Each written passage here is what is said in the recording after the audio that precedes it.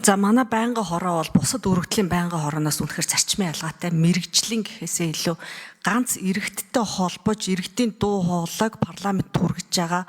Тэгснээрээ төрийн хямралыг бий болгочихгүй байх маш том хариуцлага бүхий байнгын хороо. За энэ дээр ингээд асуулт асууя.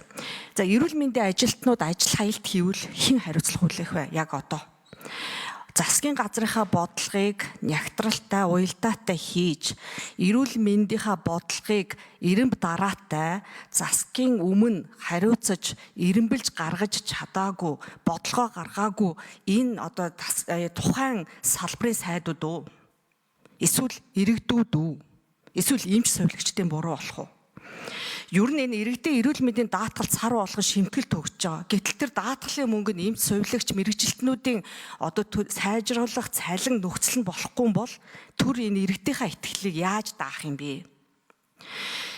Өнгөрсөн болсон явдлуудыг ярьж зовлон тавьчихоосоо илүү яг тодорхой бодлогыг гаргаж өгөөд тэгээд тоо баримттай засагтаа гаргаж өгөх шаардлагатай байна.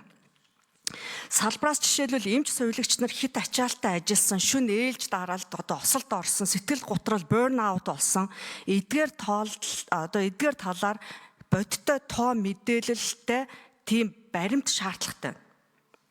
Цалин бага нь brain drain буюу одоо эмч совилогч нар гадагшаа гарч яваад байгаагийн хувь нэмэр. Энэ эмнэлэг тусламжид яаж нөлөөлөд байгаа дээр энэ урсгалтай тоо баримт. За эмч совилогчдын дутагдлын тоо энийг одоо чанартай хүртээмж түргэж чадахгүй байгаатай тоо баримт. За төсвийн ерөнхий зохицуулалт нь эрүүл мэнд боловсролт нь 30% хүртэл байх ёстой гэдэг боловч энэ зөвлөмж мөрдөхгүй байгаа. Яг үндэслэл шаардлагатай. Тэгээ эмч совилогчдын дундад цалин бусад төрийн агентлагууд одоо дарга нарын цалин мөнгнөөс хамаагүй байгаа энэ асуудал. Эдгээр бүх асуудалтаар тоо баримттай үндэслэлтэйгээр нь цаашаа сангийн яам, эдийн засгийн яамн дээр оруулах ийм саналтай байна. Ингэжээж бид нэр өөрчлөлт шинжилт, цалингийн яг нэмэлт бодиттой одоо их усурыг гаргаж ирнэ. Тэгжээж бид нар цалин мөнгө нэмэх боломж нь гарна. Энэ дээр яах аргагүй бодлого манлайлал дутагдчихна.